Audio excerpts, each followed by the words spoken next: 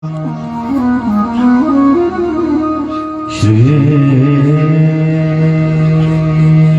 गुरु चरण कमलेभ्यो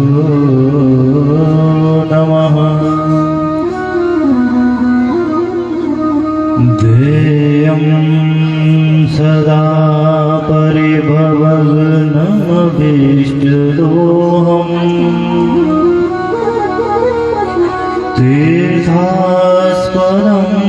शिवविरञ्जिनुतमो शरण्यम्। वृद्धार्तिहं प्रणतपालभवाब्धिपोतम् वन्दे महापुरुष ते चरणारविन्दम्। वंशे विभूषितकरानवनीरदाभा पीताम्बरादरुणबिम्बफला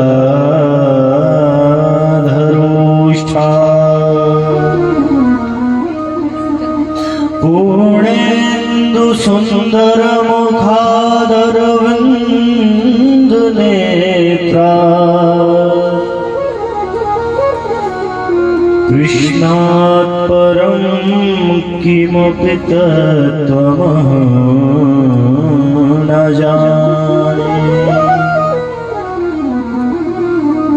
योऽन्तः प्रविश्य मम वाचमिमां प्रसुप्ताम् सञ्जीवयत्यखिलशक्तिधर स्वधाम्ना। अन्याश्च हस्तचरणश्रवणस्त्वगादि प्राणान्नमो भगवते पुरुषाय तुभ्यम्। गोपालबालं भुवनैकपालम्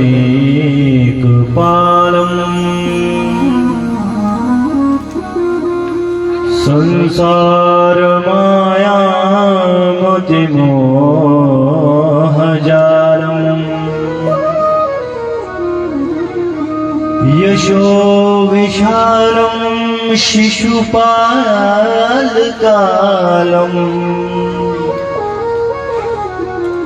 बालं मुकुन्दं मनसा स्मरामि। जय जय श्री राधारमण जय जय नवल किशोर जय गोपी चित्तचोर प्रभु जय जय माखन चोर। आए हनुमंत जी विराजिए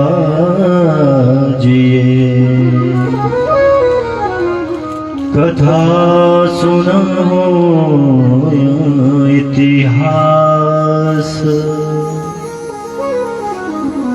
तुम सेवक रघुनाथ के मैं तुम चरणों का दास। व्रजलता तरु बैठ कर पल भर करो व्रजवास। व्रज रज मुख में डारी के सब बोल बोलो जय राधे श्याम, सब बोलो जय राधे श्याम, सब बोलो जय राधे श्याम।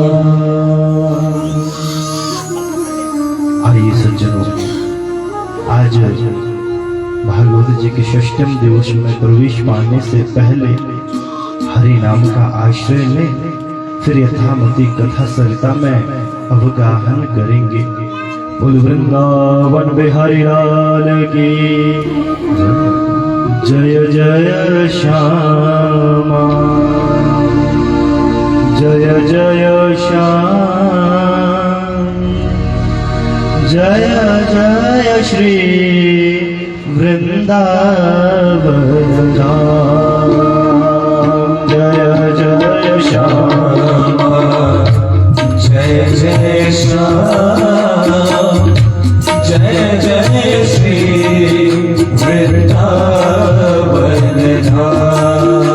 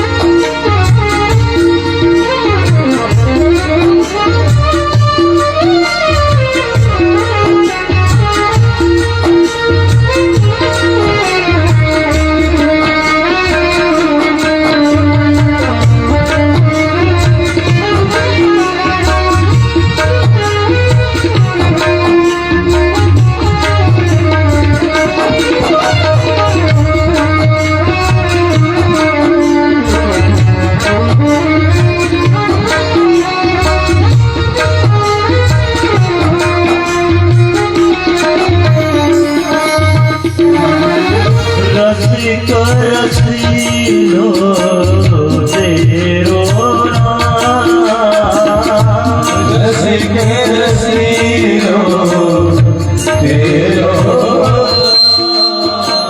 रसिक रसीलो तेरो नाम रसिक रसीलो तेरो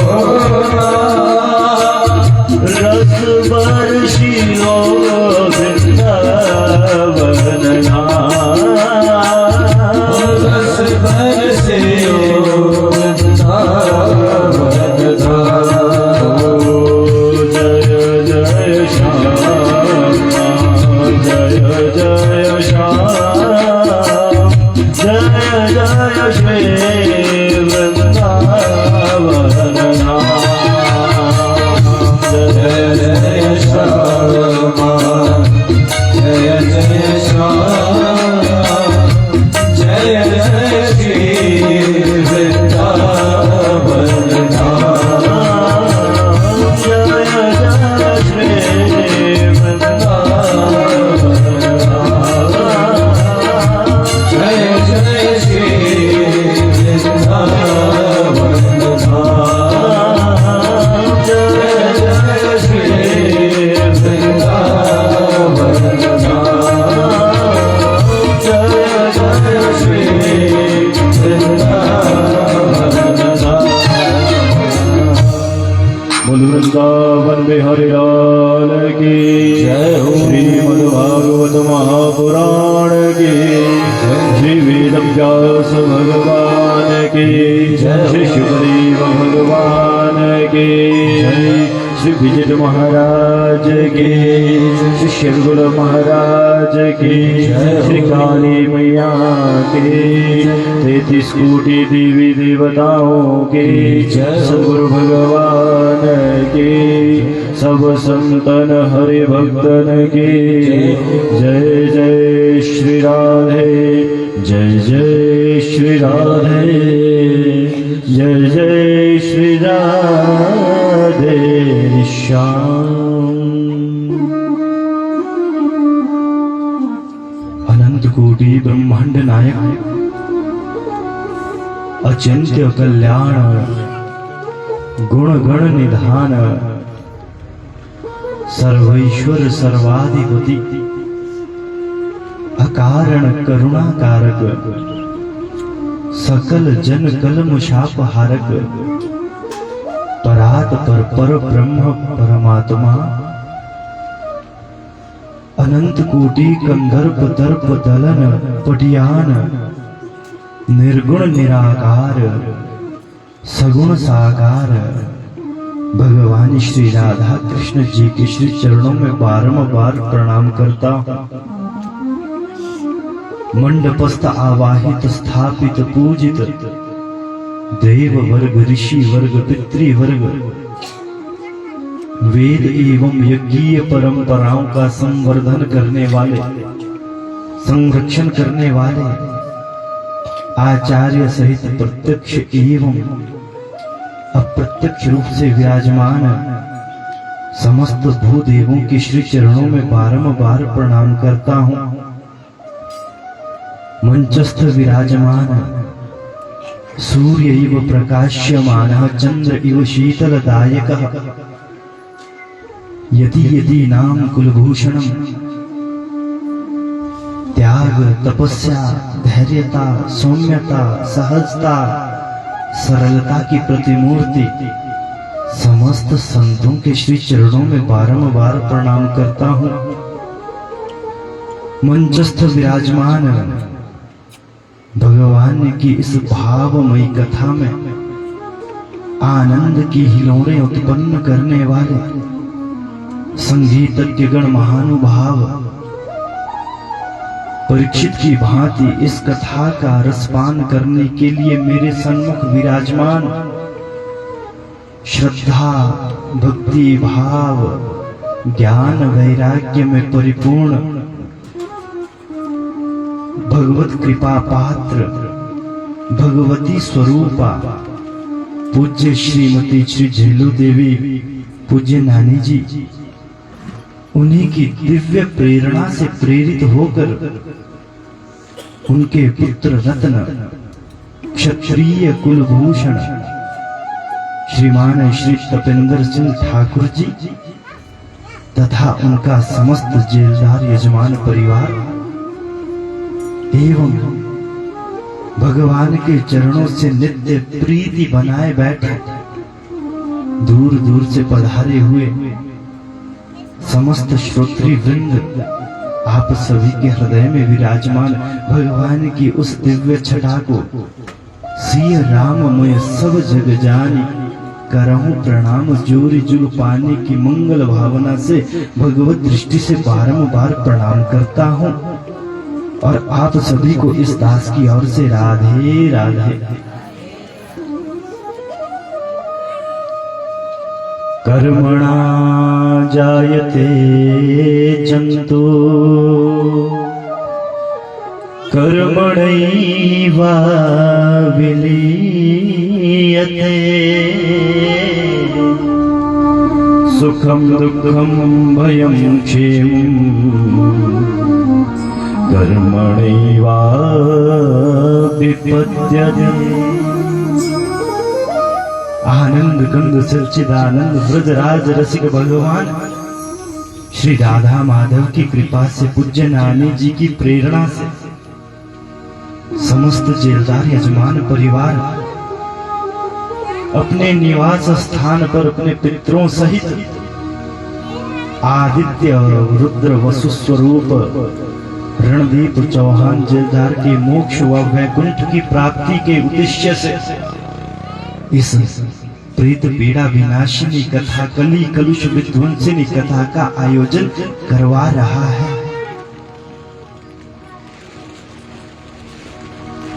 ये प्रीत पीड़ा विनाशिनी कथा है सज्जन, ये उस पितृ निमित्त की गई ये कथा जिस पितृ का मोक्ष नहीं हो पाया उसको ये कथा भगवत स्वरूप प्रदान करती है, भगवत स्वरूप बना देती है।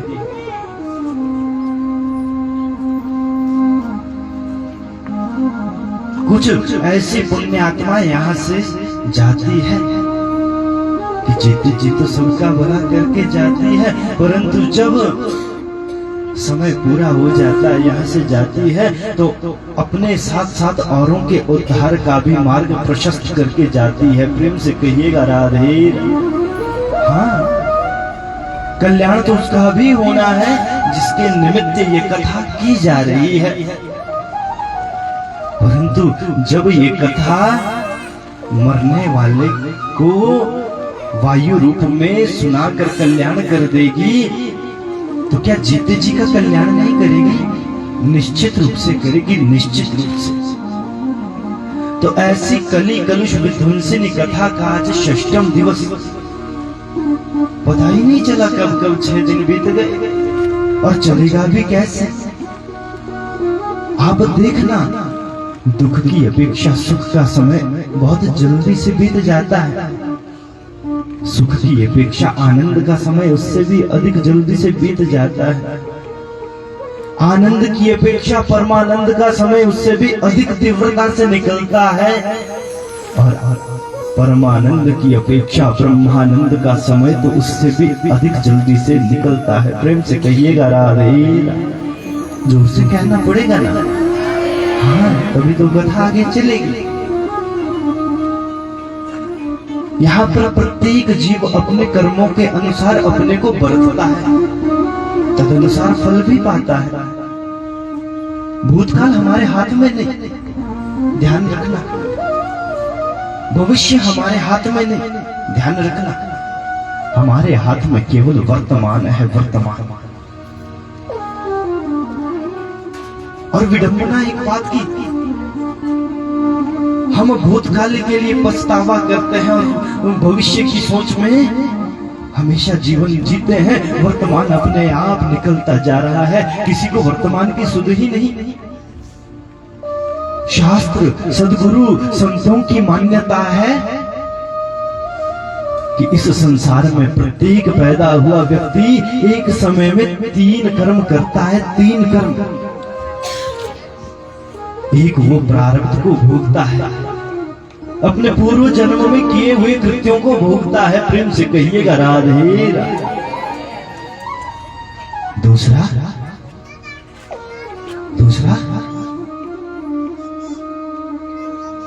उसको भोगते समय वो कैसा उस प्रारब्ध को बरत रहा है, ये उसका हो गया क्रियमाण कर्म। और तीसरा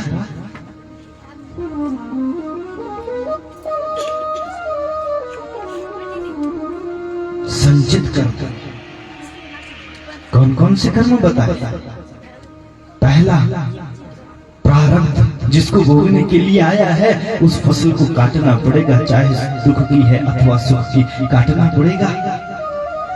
दूसरा क्रियमाण, वर्तमान में आप क्या कर रहे हो?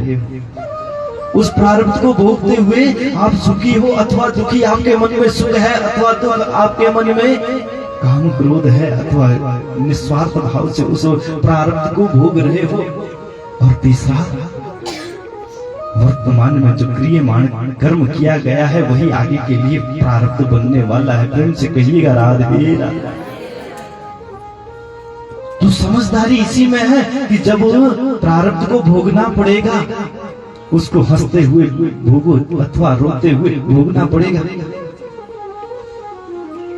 और जो हम भविष्य को पकड़ नहीं सकते, वर्तमान हमारे हाथ में है तो वर्तमान को और जोर से पकड़ के रखो ना। वर्तमान यदि हमने पकड़ लिया सब सुधर गया। प्रेम से कहिएगा राधे राधे। भागवत जी में हम कथा में कहा पहुंचे थे कल? पूज्य नानी जी ने कहा था, पूछना जरा श्रोताओं से, हमने कथा का कल कहाँ विश्राम लिया था? कितने सजग श्रोता थे जरा कर? कौन कौन आए थे कल? हाथ खड़ा करना जरा। बहुत सारे आए थे। अच्छा, कल कथा विश्राम कहाँ पर ली? भैया भूल गया था, मैं तो संग्रह क्षेत्र में कथा कर रहा हूँ जो भजनानंदियों का क्षेत्र है। कल हमने गोवर्धन लीला का दर्शन किया। देवराज इंद्र को अभिमान था, ब्रजवासी मेरी पूजा करते हैं सो मैं इन्हें इस पूजा के बदले शुभ और अशुभ कर्मों का फल देता हूं। परंतु भगवान ने तो किसी का अभिमान रखा ही नहीं। भगवान ने आज इन भोले भाले ब्रजवासियों से गोवर्धन की पूजा न करवा कर, देवराज इंद्र की पूजा न करवा कर गोवर्धन नाथ की पूजा करवाई। देवराज इंद्र को लगा दीपावली के शुभ अवसर पर पूजन होता था, सो इन ब्रजवासियों ने अब की बार मेरा पूजन क्यों नहीं किया? अपने कुछ सैनिकों को बुलाया, जाओ जरा ब्रज में।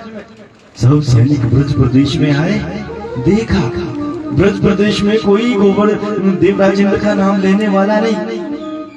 वहां पर तो सब गोवर्धन नाथ का जयकारा लगा रहे हैं। सैनिक दौड़कर वापस गए, देवराज इंद्र के पास जाकर बोले, महाराज आपका पत्ता ब्रज से साफ।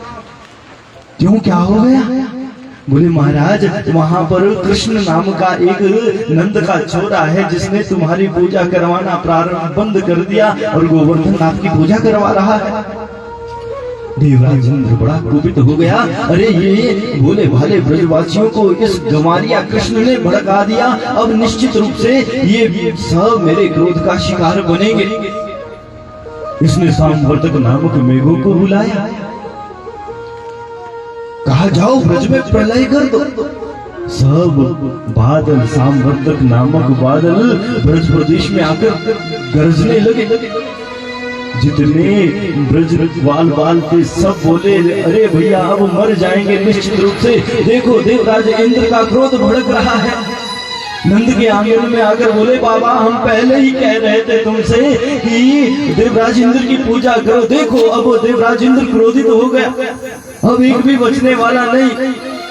देवराज इंद्र के नाम सुना तो कन्हैया बाहर आकर बोले, क्या हो गया ब्रजवासियों? बोले देख भैया तेरे कहने पर हमने तेरे ठाकुर की पूजा करी, सो अब देवराज इंद्र के क्रोध से भी तेरा ठाकुर बचाएगा। भगवान बोले, चिंता काहे को करते हो? हमने ठाकुर को 56 प्रकार का व्यंजन पवाया है, भोग लगाया है, तो वो निश्चित रूप से हमारा हमारी रक्षा भी करेगा। सब गोवर्धन नाथ की तलहटी में पहुंचे सज्जन। गोवर्धन नाथ की तलहटी में पहुंचे, गोवर्धन नाथ जी से प्रार्थना करने लगे, प्रभु ये जो संकट ब्रज प्रदेश में आया है, अब आप इससे हमारा उद्धार करो। भगवान बोले, अरे भैया तुम प्रार्थना कर रहे थे, मेरे देवता ने मोते कह दी कि अरे ब्रजवासियों घबराओ नहीं, अगर तुम्हें ज्यादा भय लग रहा है इस वृष्टि से तो मुझे छाता बनाकर उठा लो। नंद बाबा से ब्रजवासी बोले, बाबा तेरो लाला कैसी बातें करे। नंद बाबा कन्हैया की बातों पर विश्वास करते। नंद बाबा बोले, अगर कन्हैया ते हमारे ठाकुर जी ने कह दी तो जरूर पर्वत उठेगा। तो सबने जो ही हाथ लगाया, भगवान ने केवल निमित्त मात्र हाथ का स्पर्श किया तो 7 कोष का गिरिवर एकदम बड़ी सहजता से उठ गया। 7 कोष को गिरिवर 7 वर्ष को श्याम, 7 दिवस कर पर धरो, पायो गिरिधर नाम। बोल गिरिधारी भगवान की। इत्युक्तेन हस्तेन कृत्वा गोवर्धनाञ्चलम् दधार लीलया कृष्णा छत्राकमिव बालक। इस 7 वर्ष के कृष्ण ने ऐसे इस गोवर्धन नाथ जी को उठाया सज्जनों, जैसे कोई साधारण से छाते को उठा लेता है बरसात के मौसम में। सब भोले भाले ब्रजवासियों को लग रहा है हमने गोवर्धन नाथ को उठाया है, हमने गोवर्धन नाथ को उठाया।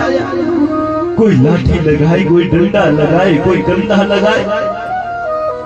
सब ब्रजवासी हक्के बक्के, अरे भैया हमको तो पता ही नहीं था कृष्ण कि हमें आजकल इतना बल भी आ गया। भगवान बोले, ये भैया मैं पहले ही तुमसे कहता था माखन बेचो बंद कर दो, माखन बेचना बंद कर दो। मैंने तुम्हें इतना माखन खवाया कि उस माखन के खाने से तुम्हें इतना बल मिला। हाँ कृष्ण है तो यही तेरी करामात, अगर तूने हमको माखन न खिलाया होता तो हमें इतना बल नहीं आता। एक एक करके दिन बीतते गए। अब जो ही ब्रजवासी थके, पहले हाथ लगा है, फिर कंधा लगा है, जब फिर भी थक रहे तो डंडा लगा के कुछ क्षण आराम कर रहे हैं।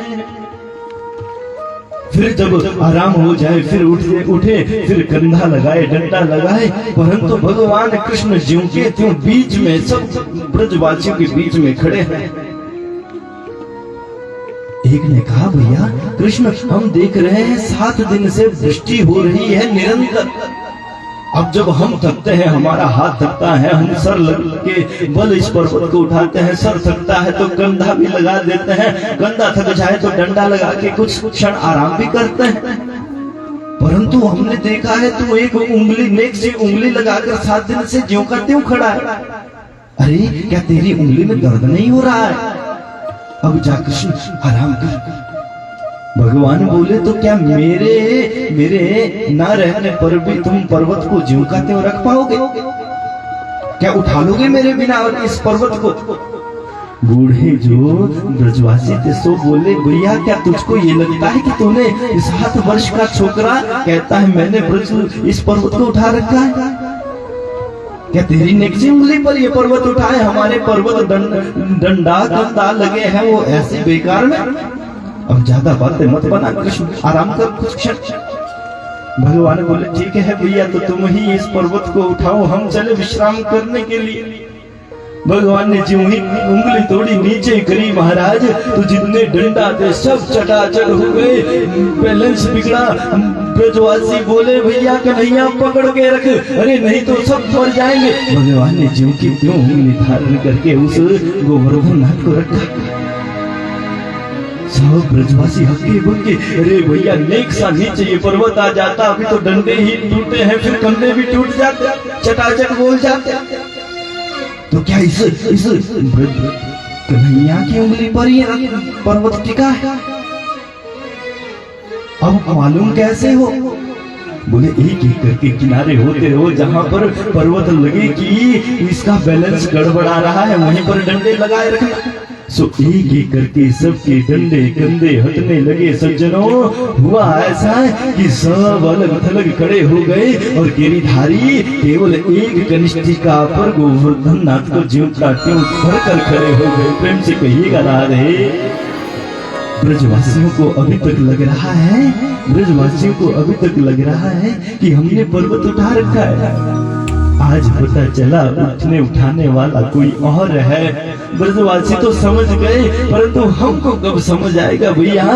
जो इस संसार का बोझ अपने सर पर लाद कर रखते हैं, भैया बोझ उठाने की आवश्यकता नहीं, भगवान स्वयं उठाने वाले हैं। हम तो केवल भगवान का नाम जप, वो सब करने वाला है। ये जो मैं मेरा कहने वाला है, इस भाव को त्यागो। इस कथा का मूलभूत उद्देश्य एक, इसका संक्षेप में अर्थ पकड़ो। भगवान ही इस दफ्ते का भार संभाले हैं, हमें संभालने की आवश्यकता नहीं। हमें भगवान ने भेजा है ठाकुर का नाम जपने के लिए। क्या होगा नाम जपने से? बोले जो ये मिथ्या अहंकार भीतर पाल रखा है ना, ये मेरा है, ये मैं हूँ, इसको समझो और गाओ कि मैं नहीं, मेरा नहीं, ये तन किसी का है दिया। मैं नहीं, मेरा नहीं, ये तन किसी का है दिया।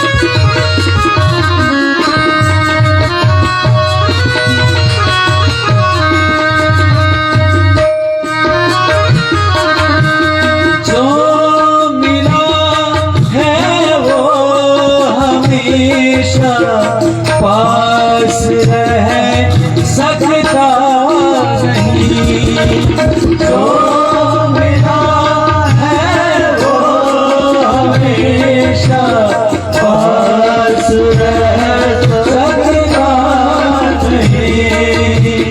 कब पिछुड़ जाए ये कोई राज कह सकता नहीं, कब बिछुड़ जाए ये कोई राज कह सकता नहीं।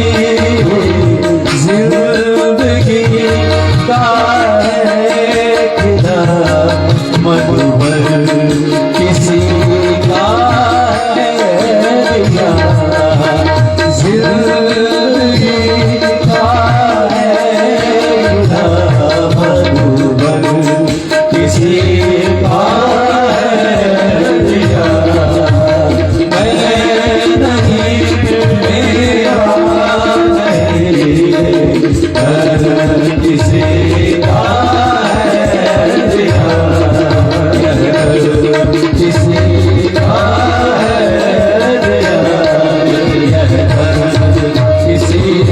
है दिया। बोल भक्त वत्सल भगवान की ये तन किसी का है दिया। जिस दिन ये समझ आ गई निश्चित रूप से हम जीते जी मुक्त भी हो गए। प्रेम से कहिएगा राधे। नहीं, जोर से तो कहना ही पड़ेगा। हाँ, लगे तो कि पंडाल में कोई बैठा है। सब ब्रजवासी नंद बाबा के पास जाकर बोले, बाबा सच्ची सच्ची बताइए ये छोरा तेरा ही है क्या? नंद बाबा बोले, अरे दारी के मेरो नाय तो किसको छोरा होगा?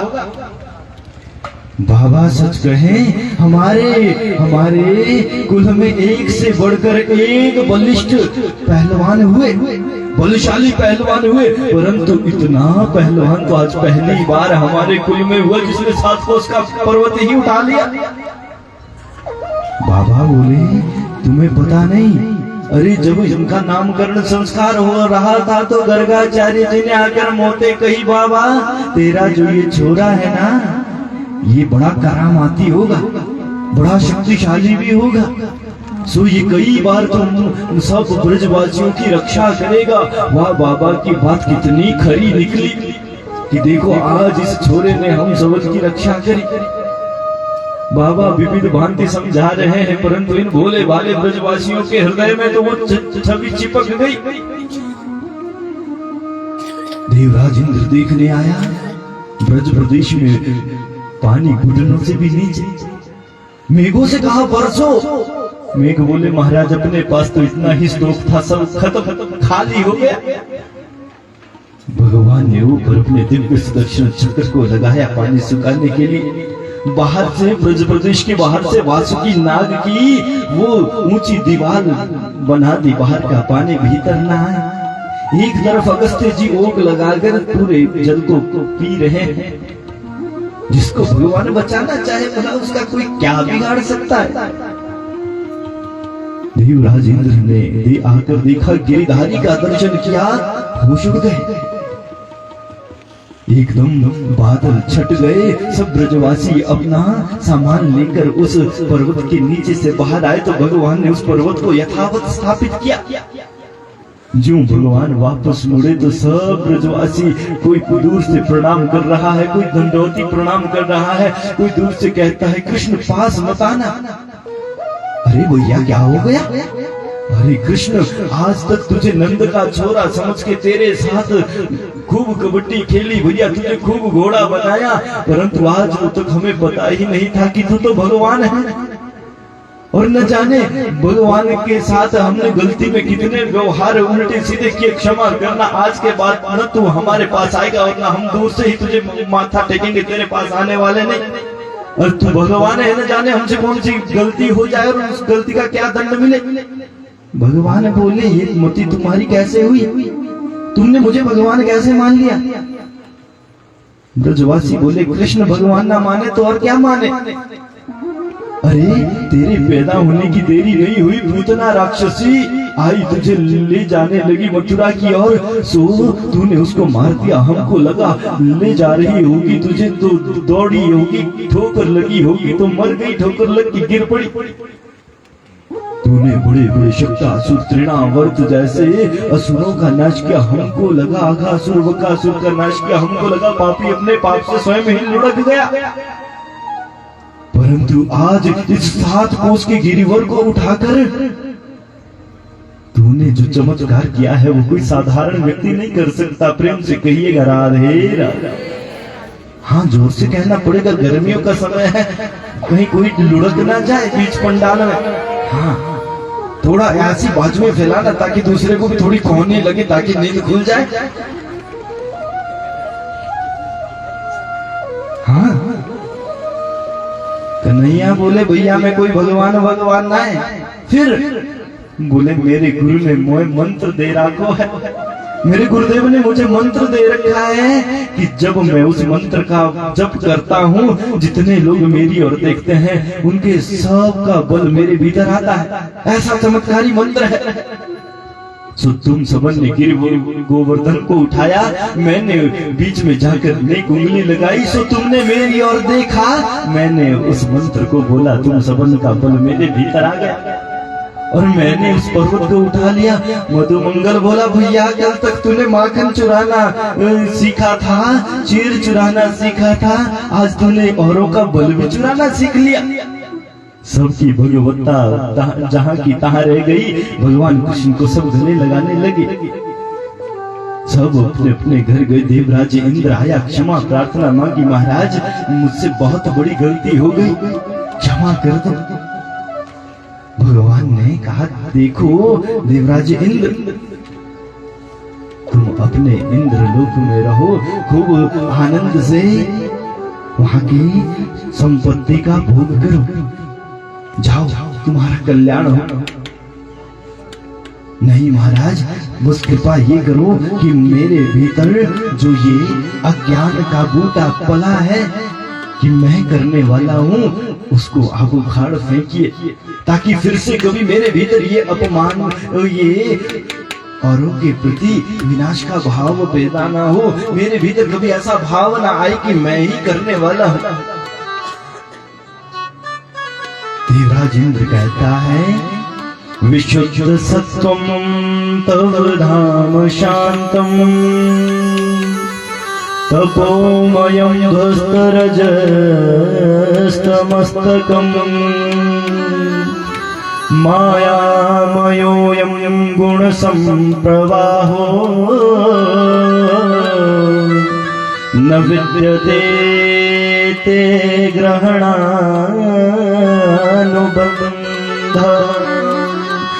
तमोगुण सतोगुण रजोगुण से परे, इस त्रिगुणात्मक संसार से परे श्रीमद नारायण में आपका दास हूँ, सदैव मुझे अपने चरणों में स्थान देना। भगवान ने देवराज इंद्र को माफ कर दिया।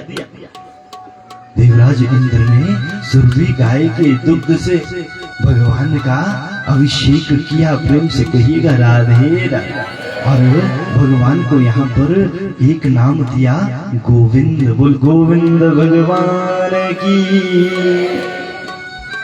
इन भोले भाले ब्रजवासियों को वैकुंठ का दर्शन भी ठाकुर जी ने करवाया। अपने वैकुंठ का दर्शन ब्रजवासियों को करवाया। समयाभाव के कारण नहीं कह पाएंगे। अब हम सीधे रास पंचाध्याय में प्रवेश पा रहे हैं। प्रेम से कहिएगा राधे। भगवान का ये प्रत्यक्ष वांगमय वपु है। प्रत्यक्ष भगवान का स्वरूप हमारे सन्मुख है। मानते हो अथवा नहीं? मानते हैं। जब स्वरूप होता है उसके भीतर प्राण भी होते हैं या नहीं? मुंडी हिलाओ ना थोड़ी थोड़ी। हाँ, तो प्राण कौन से हैं? बोले ये जो पंचाध्यायी है, ये भगवान इस भागवत जी के पंच प्राण हैं। प्रेम से कहिएगा राधे। आज भगवान ने दिव्य ऐश्वर्य स्वरूप का वर्णन करने के बाद वृंदावन बिहारी लाल की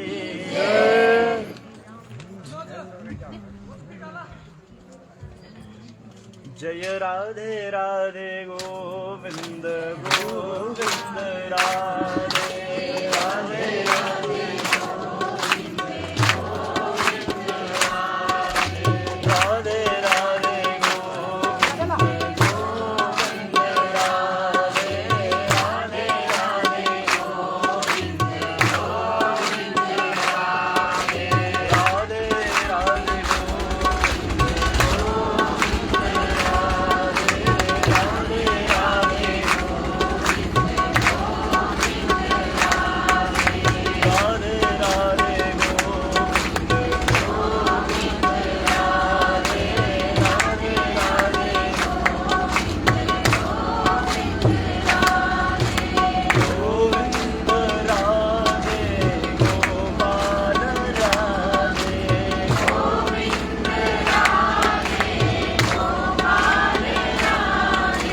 गोविंद राधे गोपाल राधे गोविंद राधे गोपाल राधे राधे राधे गोविंद गोविंद राधे राधे राधे गोविंद गोविंद राधे राधे राधे गोविंद गोविंद राधे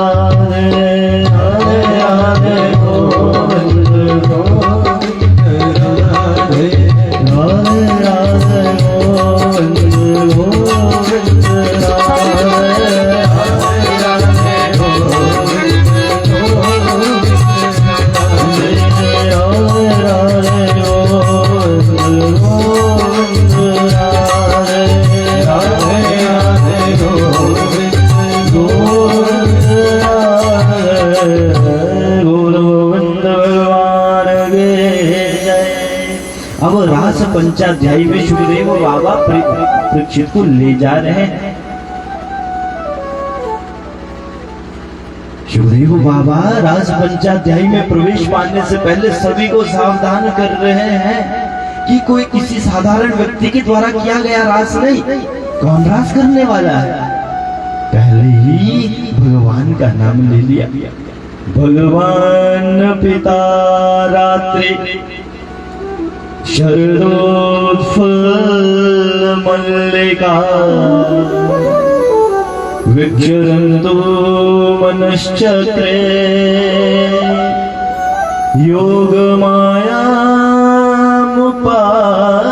योगमायामुपाश्रिता। कौन रास करने वाला है? बोले भगवान, स्वयं भगवान आज महारास कर रहे हैं।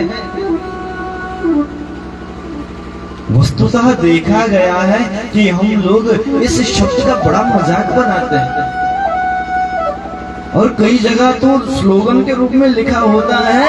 गाड़ियों में मैंने देखा, भगवान करे तो लीला और मनुष्य करे तो पाप। भैया कहाँ भगवान के साथ तुलना में लगे हो? हैं? भगवान के साथ तुलना करते हो केवल रास के विषय में, अन्य गुणों के विषय में तुलना नहीं, केवल रास के विषय में। तो सज्जनों, समझना पड़ेगा ये रास है क्या।